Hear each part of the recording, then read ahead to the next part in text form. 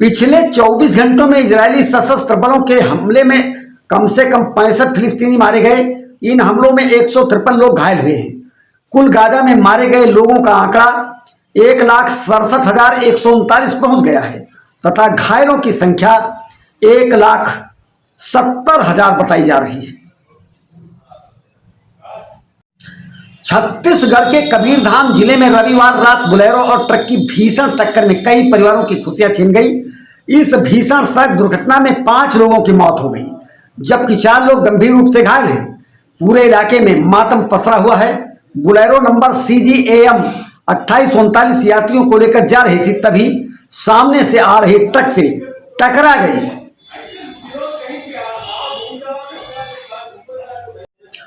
राजस्थान की राजधानी जयपुर के सवाई मानसिंह SMS अस्पताल में आज तड़के ट्रामा सेंटर में ICU में आग लग गई, जिसमें 6 मरीजों की जान चली गई और कई लोग घायल हो गए। मृतकों में शामिल 4 पुरुष और 2 महिलाएं हैं। बचाव कार्य जारी है। शॉर्ट सर्किट के द्वारा आग लगने का अनुमान लगाया जा रहा है। जल्द ही भारत की नौसेना की ताकत नई ऊंचाइयों पर पहुंचेगी जब आंद्रोथ नामक अत्याधुनिक युद्धपोत को आधिकारिक रूप से नौसेना के बड़े बेड़े में आज विशाखापत्तनम के लेवल डॉकयार्ड में यह एंट्री सबमरीन वारफेयर पोत देश की सेवा में उतरेगा।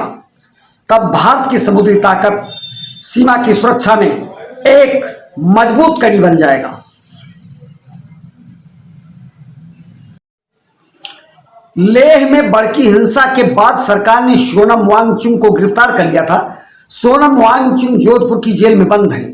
इसी दौरान उनकी पत्नी गीतांजलि ने पति की गिरफ्तारी के खिलाफ सुप्रीम कोर्ट में याचिका दायर की थी, जिस पर आज सुनवाई होनी है।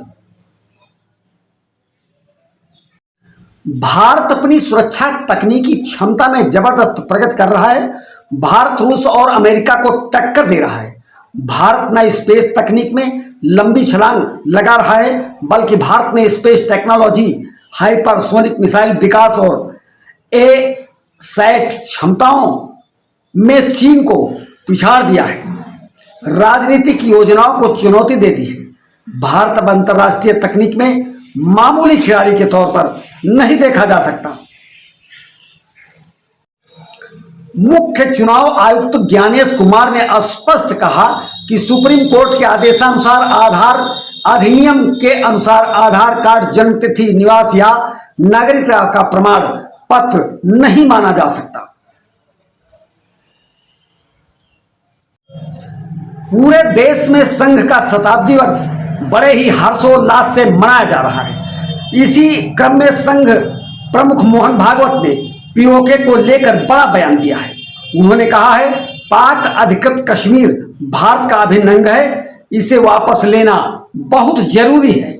उन्होंने सिंधी समुदाय को संबोधित करते हुए कहा, POK भारत का वह कमरा है जहां हमारी मेज, कुर्सी और कपड़े रखे हैं। अब समय आ गया है जब हमें वह कमरा वापस लेना चाहिए।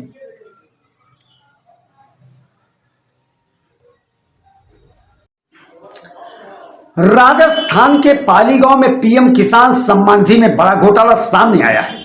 यहां हिंदुओं के गांव में मुसलमानों के नाम से हजारों अकाउंट बनाए गए हैं और उनके जरिए किसान सम्मान निधि का लाभ उठाया गया है।